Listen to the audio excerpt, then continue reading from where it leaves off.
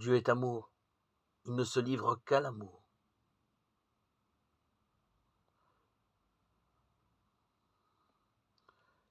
Voyons comment l'humanité nous a traités et nous traite constamment en objet.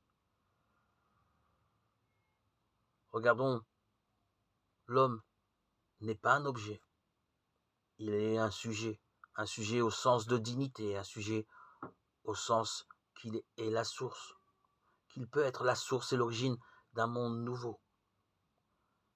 La seule manière de rencontrer un homme, de découvrir son vrai visage, d'entrer en contact avec sa vérité, c'est de le situer dans ce que on appelle le tu.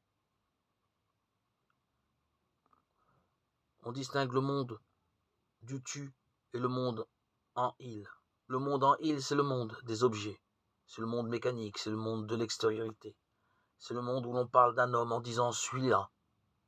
Le monde en tu, au contraire, c'est le monde de la réciprocité, où l'on est toujours en face d'un vis-à-vis, où l'âme cherche l'âme, l'intimité, la personne.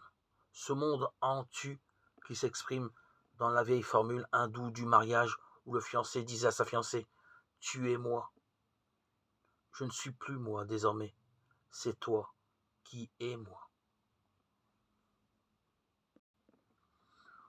On ne peut connaître l'homme que dans le monde en tu. On ne peut connaître le monde que dans le monde en tu, puisque le vrai savant, c'est celui qui est en état de contemplation et qui voit dans le monde une présence. À plus forte raison, ne peut-on connaître Dieu que dans le monde en tu. Et là, il y aura beaucoup à dire, parce que justement, nous avons fait de Dieu un objet du monde, c'est-à-dire très exactement une idole. Dieu n'est pas un objet dont on puisse parler comme on parle de la géométrie. Or, nous avons été élevés, du moins,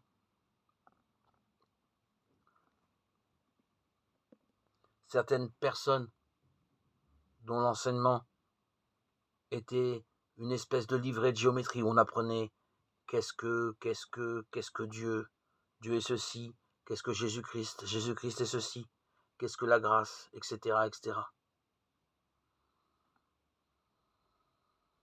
C'est exactement comme si on apprenait que 2 et 2 font 4. Il n'y a aucun besoin de s'engager pour réciter ces formules. Et on s'imagine au bout du compte que l'on a fait connaître Dieu. On l'a fait détester, voilà tout. Il est évident que cette espèce de mécanique verbale où l'on traite Dieu comme un objet ne peut jamais introduire dans le dialogue. Et c'est justement l'immense misère des enseignements religieux pour des millions d'hommes, de femmes. Ils savent leur enseignement par cœur, mais ils ne connaissent pas Dieu, parce qu'ils ne sont jamais entrés dans l'intimité du Seigneur, parce que jamais Dieu n'a été une découverte personnelle, parce que jamais leur cœur n'a été ému, parce que jamais ils n'ont éprouvé en face de Dieu cette puissance d'émerveillement et de respect qui est l'âme de toute recherche scientifique. Et malheureusement, tous ces théologiens ont transformé Dieu en objet.